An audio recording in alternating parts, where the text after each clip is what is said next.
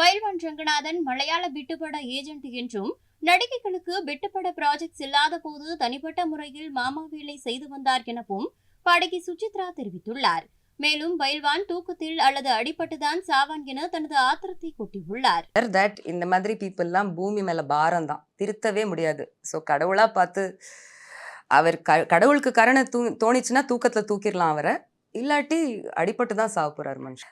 அவருடைய பேக்ரவுண்ட் எப்படின்னா, அவர் அந்த காலத்துல மலையாள பிட்டு படம் எல்லாம் சென்னை ஸ்டுடியோஸ்ல ஷூட் செய்யப்பட்டுட்டு இருந்த போது அவர் காஸ்டிங் ஏஜென்ட்டா இருந்தார். த கோஆர்டினேஷன், லைட் மேன், கேமராமேன்லேருந்து ஆக்ட்ரஸ்லேருந்து ஜூனியர் ஆக்ட்ரஸ், ஆக்டர் எல்லாமே அவர் தான் ஆர்கனைஸ். ஸோ அந்த நடிகைக்கு தங்கறதுக்கான இடம் ப்ளஸ் அவங்க வேலை செய்யாத போது அவங்களுக்கு தனிப்பட்ட முறையில் கிளையன்ஸ் ஆர்கனைஸ் பண்றது எல்லாமே இவர் செஞ்சுட்டு. இந்த கலாச்சாரமே சரியில்லை.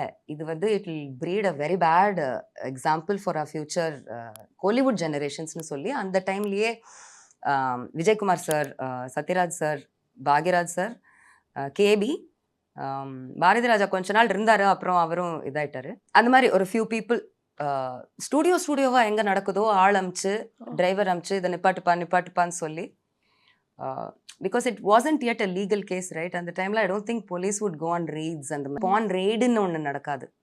அப்பவே ஒன்று 2 இடத்துல நடந்திருந்தது, தமிழ் பேப்பர்ஸ்ல வந்திருந்தது. ஸோ ரெண்டு பேப்பர்ல 2 வந்துருச்சுன்னா ஆக்சுவலா 200 நடந்திருக்குன்னு நீங்க புரிஞ்சுக்கணும்.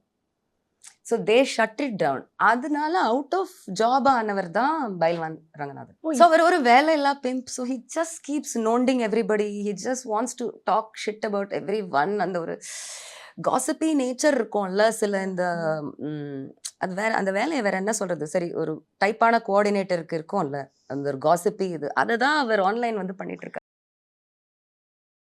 செய்திகளை உள்ளது உள்ளபடி தெரிந்து கொள்ள ரெஃப்ளெக்ட் நியூஸை சப்ஸ்கிரைப் பண்ணுங்க.